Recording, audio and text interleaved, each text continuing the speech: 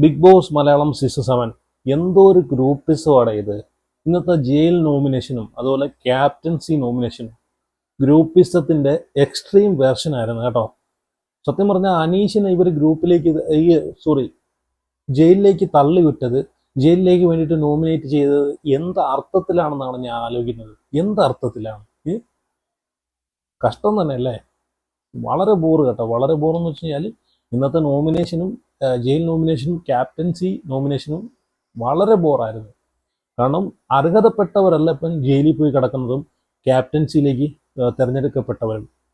ഒന്നിനും അർഹതയില്ലാത്തവരാണ് ഈ ക്യാപ്റ്റൻസിയിലേക്ക് ഇന്ന് തിരഞ്ഞെടുത്തത്. സത്യം പറഞ്ഞാൽ ഇവിടുത്തെ ഒരു ഗ്രൂപ്പിസമാണ് ഇന്ന് വെളി വന്നിരിക്കുന്നത്. അനീഷിൻ്റെ കാര്യം എടുത്തു നോക്കി കഴിഞ്ഞാൽ അനീഷിന് വേറൊരു സംഭവം, ജയിലിൽ വെച്ച് ഷാനവാസും അനീഷും തമ്മിലൊരു കോൺവെർസേഷൻ. ഷാനവാസ് അവിടെ ഉള്ള മറ്റുള്ള മത്സരാർത്ഥികളെ പറ്റിയിട്ട് പറയുന്ന സമയത്ത് അനീഷ് പറയുന്നുണ്ട്, എനിക്കൊന്നും കേൾക്കണ്ട, നിനക്ക് എന്നെപ്പറ്റി എന്തെങ്കിലും പറയാനുണ്ടെങ്കിൽ നീ പറയൂ, വേറെ ആൾക്കാരെ പറ്റിയിട്ട് പറയുന്നത് എനിക്ക് കേൾക്കേ വേണ്ട. സത്യം പറഞ്ഞാൽ അതാണ് അനീഷിൻ്റെ ക്വാളിറ്റി. മനസ്സിലായോ? അവിടെ ഞാൻ പറഞ്ഞല്ലോ, അവിടെ പോകുന്ന ആൾക്കാരിൽ സത്യം പറഞ്ഞാൽ ഞാൻ എങ്ങനെയാണ് ഒരാളെ ഇഷ്ടപ്പെടുന്നു, അവിടുത്തെ ഓരോ മത്സരാർത്ഥികളെയും ഞാൻ എങ്ങനെ തിരഞ്ഞെടുക്കുന്നതെന്ന് വെച്ച് കഴിഞ്ഞാൽ, പക്ഷേ ഇഷ്ടപ്പെടുന്നത് എങ്ങനെയാണെന്ന് വെച്ച് കഴിഞ്ഞാൽ അവരെ ക്വാളിറ്റി വെച്ചിട്ടാണ്. മനസ്സിലായോ? അവിടെ ഈ പറഞ്ഞിട്ടുള്ള കൂടെ നിന്നിട്ട് പുറകിൽ നിന്ന് കുത്തിയിട്ട് ഉള്ള ഗെയിം കളിയുണ്ടല്ലോ, അതെനിക്കിഷ്ടമല്ല. അതുപോലെ ഒരാളെ കാര്യം ഒരു ഗ്രൂപ്പിലിരുന്ന് പറഞ്ഞു, അപ്പുറം ഗ്രൂപ്പിലിരുന്ന് പറഞ്ഞു, അതിൻ്റെ അപ്പുറം ഒരു ഗ്രൂപ്പിൽ ചെന്നിരുന്ന് പല ഗ്രൂപ്പിലും ചെന്നിരുന്നിട്ട് ചർച്ച ചെയ്യുന്ന പരിപാടി എനിക്കിഷ്ടമല്ല. അങ്ങനെയുള്ള വ്യക്തികളെ ഞാൻ സപ്പോർട്ട് ചെയ്തില്ല. എന്നിട്ട് മോശം വേഡ്സുകൾ, ദേഷ്യം വരുമ്പോഴത്തേക്ക് ചീത്ത വിളിക്കുക, ചീത്തയെന്ന് വെച്ചതിൻ്റെ സാധനം നമുക്ക് കൺട്രോൾ ചെയ്യാൻ പറ്റുന്ന ഒരു സാധനമാണ്. ആരാണ് പറഞ്ഞത് ചീത്ത, മോശ വാക്കുകൾ ഇത് കൺട്രോൾ ചെയ്യാൻ പറ്റത്തില്ലെന്ന്? നമ്മൾ വീട്ടിലൊരു വഴക്ക് കൂടുന്നുണ്ട്, ഇപ്പം വീട്ടിലുള്ള ആരെങ്കിലുമായിട്ട് വഴക്ക് കൂടുന്നുണ്ട്. ആ വഴക്ക് കൂടുന്ന സമയത്ത് ഇപ്പം സ്വാഭാവികമായിട്ട് മിക്കുള്ള വീട്ടിലും സഹോദരിമാരുമായിട്ടും അല്ലെങ്കിൽ അമ്മയും അച്ഛനുമായിട്ടൊക്കെ വഴക്ക് കൂടുന്ന ഒരുപാട് വീടുകളുണ്ട്. അങ്ങോട്ടും ഇങ്ങോട്ടും ചെറിയ ചെറിയ പ്രശ്നങ്ങൾക്ക് അപ്പോഴെല്ലാം വായിന്ന് ഇതുപോലെ ചീത്ത വിളിക്കുകയോ. പക്ഷെ നേരെ ബിഗ് ബോസ് ഹൗസിനകത്ത് നമ്മൾ കാണുന്നത് എല്ലാവരും ഭയങ്കര എന്തെങ്കിലും ചെറിയൊരു പ്രശ്നത്തിന് വേണ്ടിയിട്ട് വഴക്ക് കൂടിയാൽ പോലും പൊട്ടിത്തെറിച്ച് ചീത്ത വിളിക്കുന്ന കണ്ടസ്റ്റൻസിനെയാണ് നമ്മൾ കാണുന്നത്. അപ്പം ഇത് എന്തോ വലിയ സംഭവമാണ്, ഇത് മാസാണ്. വെളിയിൽ വരുമ്പോഴത്തേക്ക് ഇതൊക്കെ മാസാക്കിയ ആൾക്കാർ കാണും എന്നുള്ളൊരു ധാരണയിലാണ് ഇവർ ചീത്ത വിളിക്കുന്നത്. അപ്പം ഇത്രയും വലിയൊരു പബ്ലിക് പ്ലാറ്റ്ഫോമിൽ വന്നിട്ട് മോശവാക്കുകൾ ഉപയോഗിക്കുന്ന അങ്ങനെയുള്ള ആൾക്കാരെ എനിക്ക് ഇഷ്ടമല്ല. പക്ഷെ ഇവിടെ അനീഷിൻ്റെ ഒരു ക്വാളിറ്റി, അതിലും സത്യം പറഞ്ഞാൽ അവിടെ ഒരു കണ്ടസ്റ്റൻസിനും ഇല്ലാത്ത ഒരു ക്വാളിറ്റിയാണ് അനീഷിനുള്ളത്. ഞാൻ പറഞ്ഞല്ലോ, ഈ ഒരു സംസാരിക്കുന്നതിൻ്റെ രീതി, സ്ത്രീകളോട് സംസാരിക്കുന്ന രീതി, അതുപോലെ ഒരുപാട് ഇതുണ്ട് കേട്ടോ. ഒരുപാട് നല്ല ക്വാളിറ്റീസ് ഉള്ളൊരു മനുഷ്യനാണ് അനീഷ്. അപ്പം ഈ അനീഷ് ജയിലിൽ കിടക്കുന്ന സമയത്ത്, ഇന്ന് ഷാനവാസും അനീഷും ആണല്ലോ ജയിലിൽ പോയത്. അപ്പോൾ ജയിലിൽ പോയി കിടക്കുന്ന സമയത്ത് ഷാനവാസ് കുറച്ച് കാര്യങ്ങളൊക്കെ പറയുന്നുണ്ട്. മറ്റേ മട്ടൻ കറി വിഷയവും അതുപോലെ അവിടെ നടന്നിട്ടുള്ള ഫുഡിനെ പറ്റിയിട്ടുള്ള വിഷയം. വേറെ പ്രശ്നങ്ങളൊന്നുമില്ലല്ലോ, വേറെ കോണ്ടന്റ് ഇല്ലല്ലോ അവർക്ക്. ആകെ എന്ന് വെച്ചാൽ ഫുഡുമായിട്ട് ബന്ധപ്പെട്ടുള്ള അടിയാണ് അവിടെ മൊത്തം നടക്കുന്നത്. അപ്പം ജയിലിൽ വെച്ച് അനീഷ് കുറച്ച് കാര്യങ്ങൾ പറയുന്നുണ്ട്. കാരണം ഷാനവാസ്, ഞാൻ വിചാരിച്ച അവിടുത്തെ ഏറ്റവും വലിയ ഫുഡ് കള്ളൻ നെവിനായിരിക്കുന്നു. പക്ഷെ ഷാനവാസും നല്ല വിവരം മോഷ്ടിക്കുന്നുണ്ടെന്ന് എനിക്ക് അനീഷ് ഇന്ന് പറഞ്ഞപ്പോൾ എനിക്ക് മനസ്സിലായി. അപ്പോൾ ഇന്നത്തെ ലൈവിനകത്ത് ഷാനവാസ് പറയുന്നുണ്ട്, ഞാൻ മോഷ്ടിച്ചുകൊണ്ട് വന്നതിൽ നിനക്കും ഞാൻ തന്നിട്ടുണ്ട്, അപ്പം നീയും അതിലൊരു പാർട്ടായിട്ടുണ്ട് എന്ന് പറയുന്നുണ്ട്. ഇന്ന് ജയിലിൽ വെച്ചല്ല, അത് പുറത്ത് വെച്ചിട്ട്.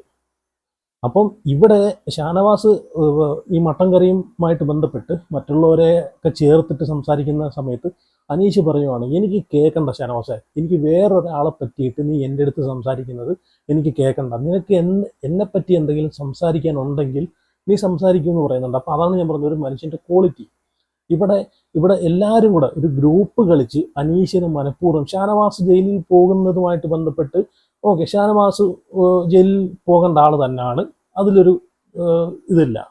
പക്ഷെ അനീഷ് ജയിലിൽ പോകേണ്ട ആളെ അല്ല. ഷാനവാസ് കഴിഞ്ഞ ഈ ഒരാഴ്ച കുറേ പ്രശ്നങ്ങളും കുറച്ച് ഓവറായിട്ടുള്ള പരിപാടികളൊക്കെ ഷാനവാസിൻ്റെ ഭാഗത്തു നിന്ന് വന്നിട്ടുണ്ടായിരുന്നു. അപ്പോൾ അതൊരു പുള്ളിയുടെ ഗെയിം ആയിരിക്കാം. പക്ഷേ അവിടെയുള്ള ആൾക്കാരെല്ലാം കൂടെ അത് ഒരു നെഗറ്റീവ് രീതിയിലോട്ടാക്കി പുള്ളിയെ നോമിനേറ്റ് ചെയ്യുന്നുണ്ട്. അതെനിക്കും തോന്നിയിട്ടുണ്ട്. ഷാനവാസ് പ്രത്യേകിച്ച് ഫാമിലി വന്നിട്ട് പോയതിന് ശേഷം ഷാനവാസിൻ്റെ ഒരു ഗെയിം ചേഞ്ചിങ്ങൊക്കെ അത് കുറച്ച് ഓവറായി പോയതുപോലെ എനിക്ക് തോന്നുന്നുണ്ട്.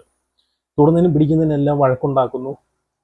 അപ്പോൾ ഇവിടെ അനീഷിൻ്റെ ജയിൽ നോമിനേഷൻ, അത് എന്തോ ഒരു നോമിനേഷനാണ് ഇവർ നടത്തി വിട്ടേക്കുന്നത്. അനീഷിനെക്കാളും എത്രയോ അവിടെ ഞാൻ പറഞ്ഞു, അവിടെ ഒരു ഗെയിമും കളിക്കാത്ത, ഇങ്ങനെയാണോ നോമിനേഷൻ ചെയ്യേണ്ടത്? ഒരു ഗെയിമും കളിക്കാത്ത വ്യക്തികൾ അവിടെ ഉണ്ട്, ഒന്നിലും ആക്റ്റീവ് അല്ലാത്ത വ്യക്തികൾ അവിടെ ഉണ്ട്. അവരെയാണ് ജയിലിലേക്ക് വിട്ട് നന്നാക്കി കൊണ്ടുവരേണ്ടത്. അവർ ജയിലിലേക്ക് പോയാൽ മാത്രമേ അവർ ആക്റ്റീവ് ആവത്തുള്ളൂ.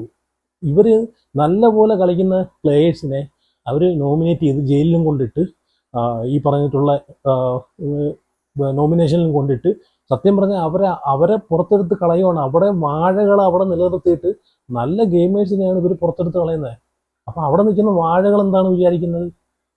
ഞങ്ങളൊക്കെ ഭയങ്കര ഗെയിമേഴ്സാണ്, അതുകൊണ്ടാണ് നമ്മൾ ജയിലിൽ പോകാത്തതെന്നാണ് അവർ വിചാരിക്കുന്നത്. സത്യം പറഞ്ഞാൽ നല്ലപോലെ കളിക്കുന്ന ആൾക്കാരെയാണ് ഇവർ ജയിലിലോട്ട് കൊണ്ട് ഇടുന്നത്.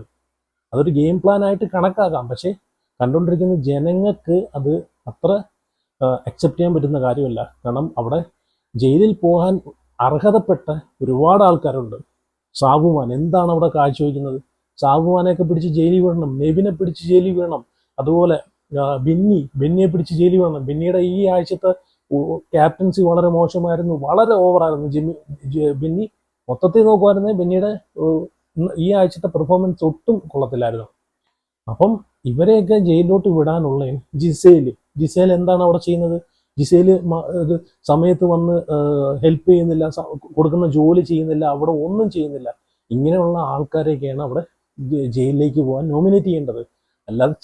അല്ലാതെ ചെറിയൊരു അടുക്കളയൊരു പ്രശ്നം ഉണ്ടാക്കി, അടുക്കള അല്ലെങ്കിൽ കറി വയ്ക്കാൻ വിളിച്ചു, ചായ ഇടാൻ വിളിച്ചു എന്നുള്ളൊരു കാരണത്തിൽ നോമിനേറ്റ് ചെയ്യുന്നതിൽ എന്തർത്ഥമാണുള്ളത് അല്ലേ? അതുപോലെ ആദില, കഴിഞ്ഞ ആഴ്ച ഫുള്ള് അനീഷിൻ്റെ പുറവേ നടന്ന് കുത്തിയ ആദിലയെ സേവ് ചെയ്ത അനീഷിനിട്ട് തന്നെ ഈ ആഴ്ച ആദില ജയിലിലേക്ക് നോമിനേറ്റ് ചെയ്ത് വിട്ടു. നോക്കിക്കോണം. സത്യം പറഞ്ഞു കഴിഞ്ഞാൽ ഈ ആദിലേക്കുണ്ടല്ലോ, ആദിലെ നൂറയൊക്കെ എന്ന് വെച്ച് കഴിഞ്ഞാൽ എനിക്കൊന്ന് അസൂയയുടെ ഒരു എക്സ്ട്രീം ലെവലാണെന്ന് തോന്നുന്നു കേട്ടോ. ഇവരൊരു ഗെയിം അസൂയ വെച്ചുള്ളൊരു ഗെയിമാണ് ഇവർ കളിക്കുന്നത്.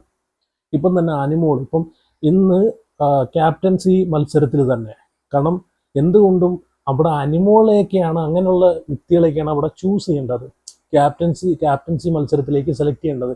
ഇവിടെ എല്ലാ വട്ടവും തിരഞ്ഞെടുക്കുന്ന പോലെ ജിസേല്, ആദില, ഈ പറഞ്ഞിട്ടുള്ള ലക്ഷ്മി, എന്തുവാടേ ഇവർക്ക് എന്ത് യോഗ്യതയാണ്? ഇവർ എന്താണ് അവിടെ ചെയ്യുന്നത്?